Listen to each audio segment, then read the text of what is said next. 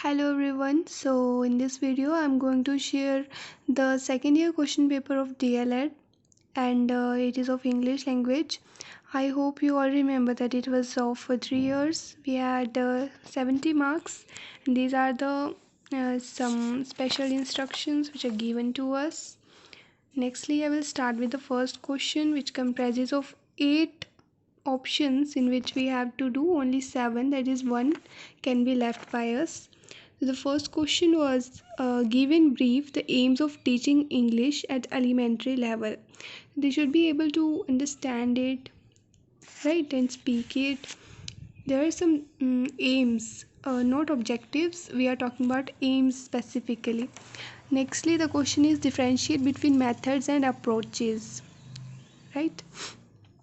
Then there are write a short note on functional grammar. What is functional grammar? And write a note on types of scripts. What is educational value of models? What is feedback and its importance? Write a note on types of errors. What are open-minded questions? Write their advantages. Then the next section A is of 14 marks, in which we have two options and we have to decide one of them. And the first one is what are the problems of teaching of English in Indian schools? So according to me, the oral work is very less. Nextly, there is next question is what are the general aims and objectives of teaching English at elementary level? So they should be able to speak it just like a Hindi. Nextly, write a note on need, importance, and role of grammar in learning English.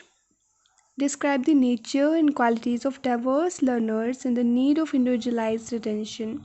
As you know, there are different paces in which the student learns.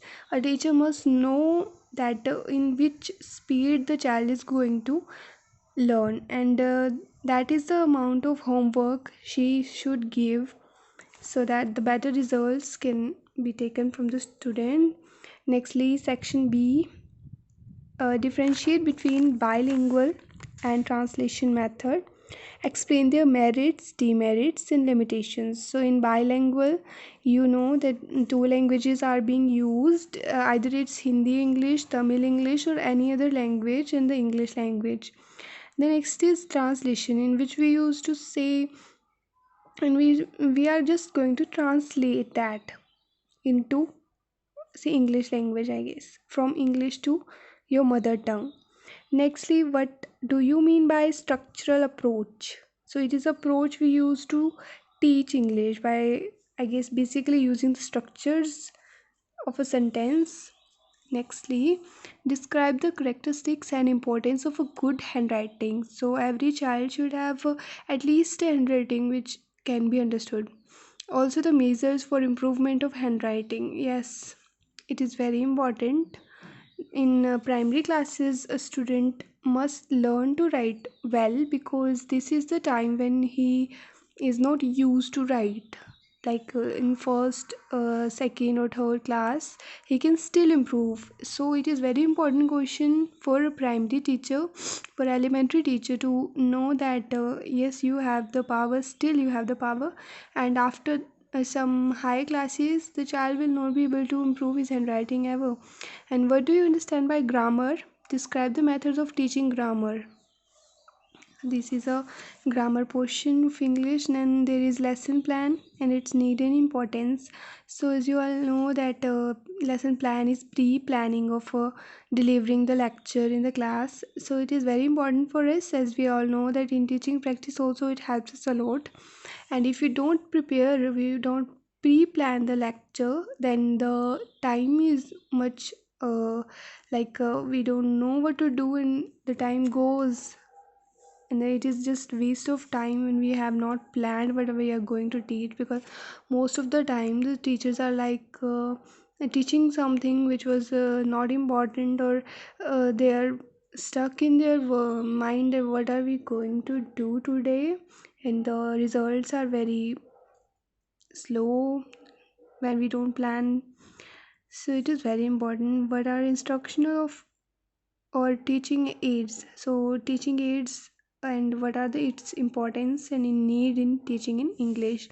So yes, it is very important to teach using instructional aids for creating interest of little children's, because we are talking about elementary kids. They are, it is very important and difficult to gain their attention while teaching.